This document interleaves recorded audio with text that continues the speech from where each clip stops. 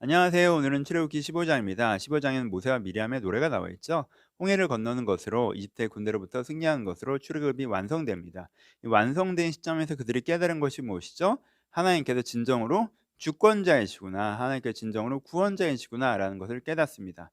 우리가 이집트의 권력이 너무 세서 이 권력 앞에 눌리고 산다고 생각했는데 그게 아니라 하나님께서 이거보다 더 크신 분이시구나라는 것을 홍해 사건, 출애굽 사건을 통해서 깨닫고요. 또 그러니까 똑같은 이야기일 수 있겠지만 우리가 이런 너무 어려운 상황에서 '이제 여기서 다 죽었다. 이집트 압제에서 우리 이렇게 살아갈 수밖에 없다.'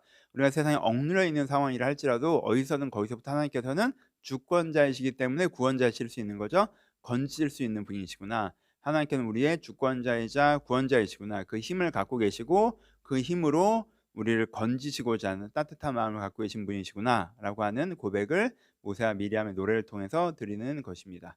그래서 이것을 이스라엘 백성이 믿는 게 정말 정말 중요했죠. 왜냐하면 이 이후의 역사 여러분들도 아시는 것들이 많겠지만 이스라엘 백성은 자꾸 여기서 흔들리죠. 하나님이 주권자라고 생각하지 않고 뭔가 다른 중요한 것이 있는 것, 더 대단한 것이 있는 것처럼 세상을 따라갈 때가 있었고, 그리고 어려울 때 하나님께서 구원자라고 생각하지 않고 다른 방법으로 이 문제를 해결하려고 하고, 그것이 이제는 이스라엘의 큰 위기 중에 하나였잖아요. 그런 의미에서 이 출애굽기 15장은 모세와 미리암이 여기서 깨달은 것, 너희가 지금 깨달은 것, 홍해로 깨달은 것, 하나님의 주권자 되신 것, 구원자 되심을 잊어버리지 마라라는 교육적 의미를 담고 있습니다. 그 당시에는 되게 중요한 게 있으면요, 노래로 만들어서 불렀어요. 그러면 그게 자연스럽게 교육이 되잖아요. 책은 접하기가 어려운 거였기 때문에 당시에는 또 노래를 만들었다는 건 교육적 의미도 있어서 이스라엘에게 이 하나님의 주권자 되심과 구원자 되심을 기억하게 하고자 하는 게 출애굽기 15장입니다. 곧장 적용할 수 있겠죠?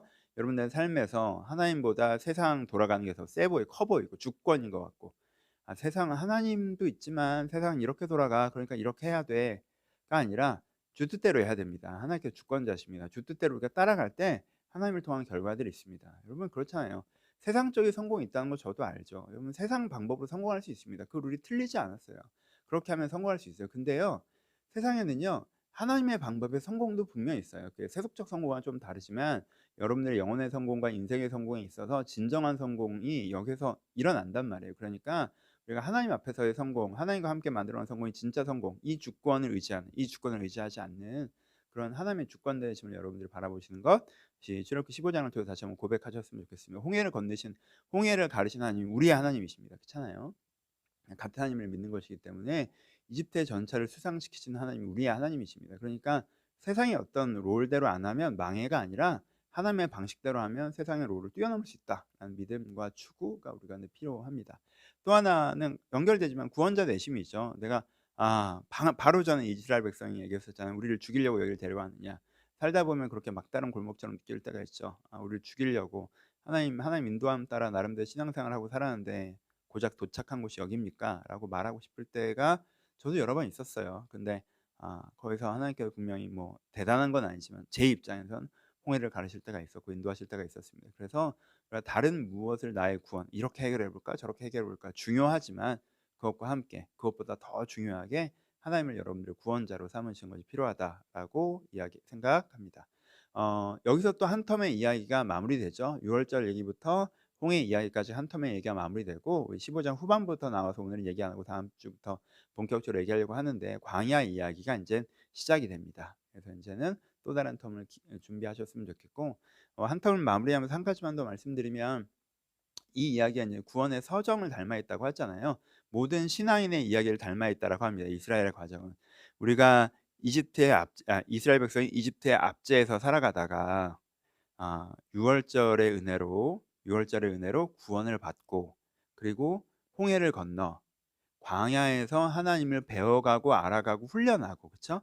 하나님의 인도하심과 보호하심에 따라서 광야에서 하나님을 배워가고 알아가고 훈련하고, 그러니까는 그 훈련이 끝나면 요단강을 건너 하나님의 군대로 하나님의 나라를 만들어가는, 하나님의 천국을 만들어가는, 이게 이제 이스라엘의 모습이잖아요. 이어야 했고요. 그러니까 이것처럼 우리의 신앙도 사실 똑같다라는 거예요. 그러니까 이게 보여주는 게 다시 이스라엘 역사를 보여준 게 아니라 신앙인에게 일어나고 일어나야 하는 일들을 보여준다는 거죠. 우리가 세상 권세, 세상의 권력에 억압받고 살다가, 하지만 우리도 세상을 똑같이 닮아 있고, 그렇죠? 세상에 억압받지만 세상을 닮아 있는 죄 아래 물든 자로 살다가 유월절 어린 양의 피로 예수 그리스도를 믿음으로 하나님의 사랑을 믿음으로 영혼의 구원을 받고 새 사람이 되고 영혼의 구원을 받고 그리고 세례받아 내가 새 사람 됨을 이전의 나를 버리고 새로운 나를 받아들인 걸 선언하는 세례를 통해서 이제부터는 세상 롤이 아니라 세상 방법이 아니라 광야의 방법 하나님의 인도하심에 따라 훈련받는 광야의 삶을 살아가고 그렇게 이 성숙의 과정 하나님의 닮아가는 삶을 산다면 요단강을 건너 요단강 건너면 죽는 게 아니에요. 요단강 건너서 죽은 다음에 천국 간다. 이 세상은 광야길이고 죽은 다음에 천국 간다. 이게 그리스도인의 롤이 아니라 이 광야의 과정을 건너 요단을 건너 이게 세례라면 이건 이제는 구원의 세례라면 이건 사명의 부르심이죠. 그렇죠? 진짜 하나님의 사명을 받아서 이제는 하나님의 나라를 이 땅에 이루어가는 그렇죠? 하나님 이 땅을 세워가는 하나님 나라를 이 땅에 구현해가는 그 삶을 살아가는 것. 그리스도인의 삶이라고 하는 게 이 세상으로부터 구원받아 하나님의 자녀로 선언되고 하나님을 배워나가는 광야의 과정을 통하여서 성숙하여서 다시 하나님께 소명으로 부름받아 이 세상을 변화시키는 삶. 이게 그리스도인들이 지향하는 삶이라는 거예요. 그래서 이 삶의 구조로 내 삶을 바라보고 있는가 하는 것은 굉장히 중요합니다. 뭐 설교 같은 얘기가 될지 모르겠지만 여러분 여러분의 삶의 구조를 어떻게 바라보십니까? 젊을 때 열심히 고생해서 돈 많이 벌어서 노년은 좀 풍요롭게 살아간다. 이게 우리 가운데 롤일 수도 있겠죠. 내가 한순간 한순간 한순간 한순간이 소중하기 때문에 매일매일 재밌게 재밌게 즐겁게 즐겁게 오늘 누릴 수 있는 거 누리려고 살아간다. 이게 삶의 롤일 수도 있고요. 내가 무엇인가 배우고 훈련하고 깨달아서 내가 세상을 좀 더 의미 있는 곳으로 만들어 가겠다. 이게 롤일 수도 있고요. 내가 내 야망과 열정을 가지고 이 세상에서 정말 멋있게 훌륭한 사람, 대단한 사람, 영향 있는 사람이 되어 보겠다. 이게 삶의 롤일 수도 있고요. 그렇죠?